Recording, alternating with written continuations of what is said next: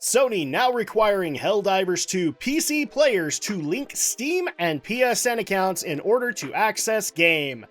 This is our main way to protect players from griefing and abuse. Anybody else's bullshit-o-meter going off right now? Greetings once again, my friends, and welcome back to the GNRO Minicast. I am your host, Adam Mickelson, aka Drak. I hope everybody's having an awesome day or night when you're listening to this.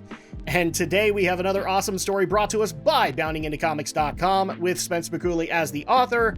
And we're going to be dabbling into the Helldivers 2 controversy that happened earlier this year. Because I haven't really said anything about it, and frankly, I think it's something that we must learn from, especially in light of recent announcements from Sony. So, without further ado, let's go ahead and get into this.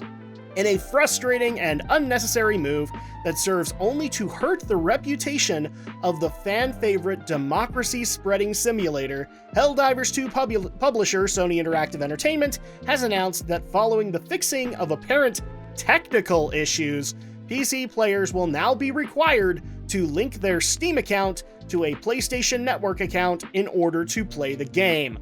Bullshit! It's absolute, utter bullshit.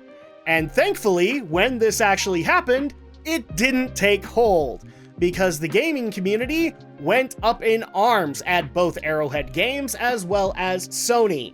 And we'll be getting into that in a minute, but this soon-to-be implemented change, they did try to implement it to Helldivers 2's Terms of Service, TOS, was first revealed to public via a post made by SIE to the game's official Steam and Twitter pages on May 2nd.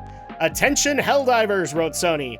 Due to technical issues at the launch of Helldivers 2, we are allowing the linking requirements for Steam accounts to a PlayStation Network account to be temporarily optional. That grace period will now expire. Oops. And I've actually got it up on the screen for you guys right here.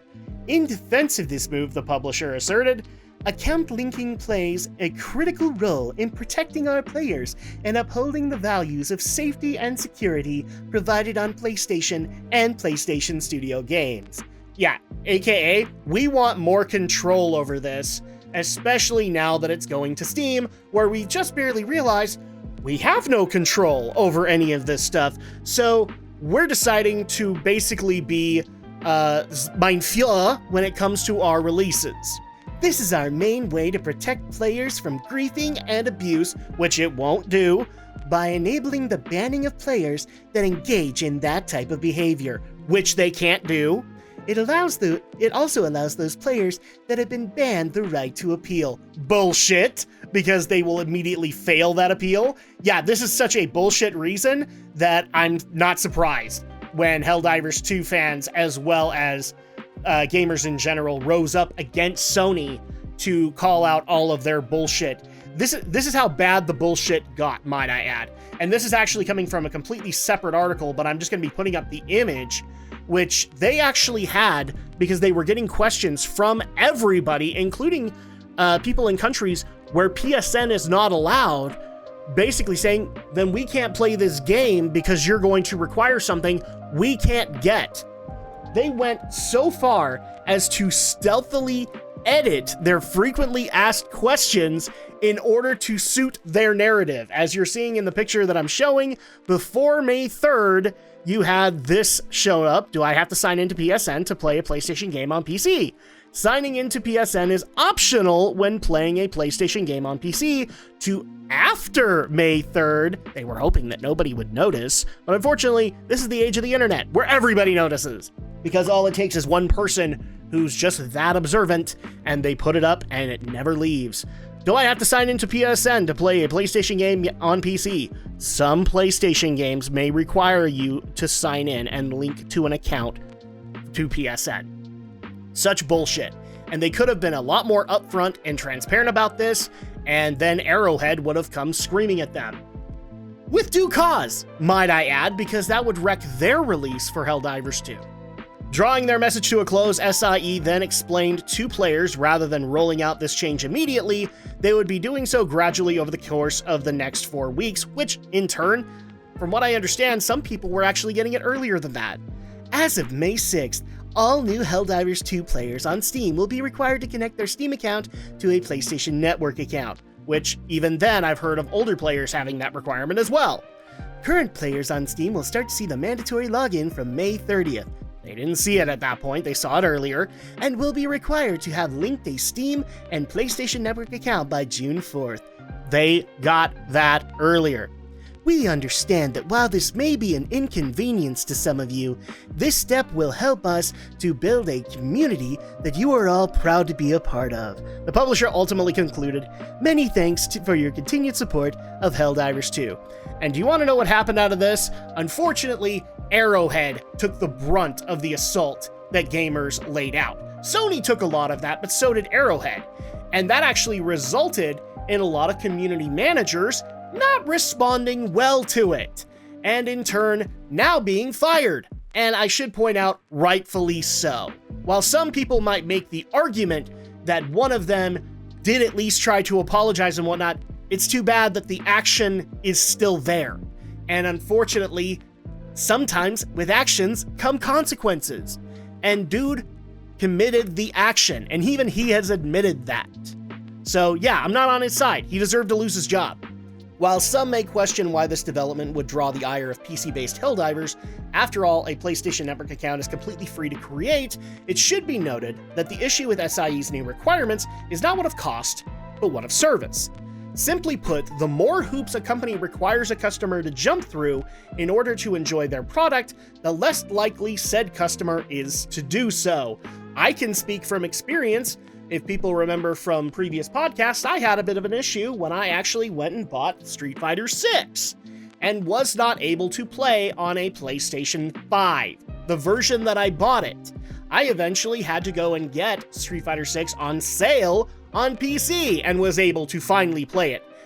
For those who don't know what my issue was, I had literal no access to any of the online features. None.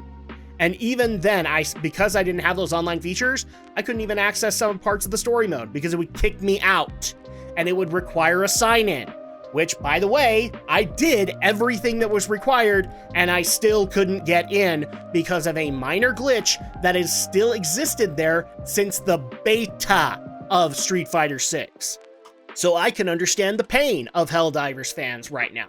Simply put, the more hoops a company I already read that part. As such, this introduction of mandatory account linking serves to benefit not the player, for whom convenience is the name of the game, nor Arrowhead Games, who will likely see a small reputational hit due to this move, but only Sony, whose PSN ecosystem will likely see a boost in both engagement and financial revenue, thanks to the forthcoming influx of new users. Yeah, Arrowhead saw no benefit in this. The only people that saw a benefit from this linking bullshit was Sony. And it should be pointed out as such. In adding insult to injury, it should be noted that despite mandating players connect their Steam and PSN accounts, as of writing this, Arrowhead Games has yet to announce any plans to introduce cross-account progression into the title. To my knowledge, they still haven't included it because the other thing that did happen after this is Sony relented. Because of the fact that they tried to implement features early on and people caught them in their bullshit, and the gaming community wins once again because we called gaming companies on the bullshit that they're doing. And so thankfully, it is not required that you have a Steam and a PSN in order to be able to play Helldivers 2. Yay, a victory for the gaming community. However, I have a feeling, going into the opinions here, this is not going to be the last time you hear about this, and you should be aware of that, especially since one of the arguments that was being made during this Helldivers 2 fiasco was some people were not able to get PSN accounts because PlayStation Network is not available in their home country. Oops. Maybe you should have thought about that one, Sony, before you implemented such, well, old school policies in order to be able to get just that many more people, and by that I mean a little bit more people going into PSN. And instead, you got nothing but a firestorm, which you then redirected over to Arrowhead Games, who didn't deserve it. So what I'm saying here is that this was a whole bullshit situation, everybody, and gamers should take notice, because if Sony tried to do it here, they're going to have other PC releases. What makes you think that they aren't going to try and implement it there? And that's going to go ahead and do it for this article. Thank you so much to Bounding Into Comics and Spencer Bakuli. Overall, yeah, I thought it was entirely a bullshit situation. I don't play Helldivers 2. I saw a lot of the memes and I saw the controversy and I just felt bad for him because it was such a bullshit requirement. I have PlayStation games that I have bought for PC and I didn't have that requirement. So yeah, especially on a multiplayer game, it doesn't really make a whole lot of sense to implement something like that out of the blue and just go, well, yep, we're just going to do it from here on in. No other explanation. And I'm glad that it blew up in Sony's face because this is one of those bad practices that big console makers tend to make, especially when they're doing well.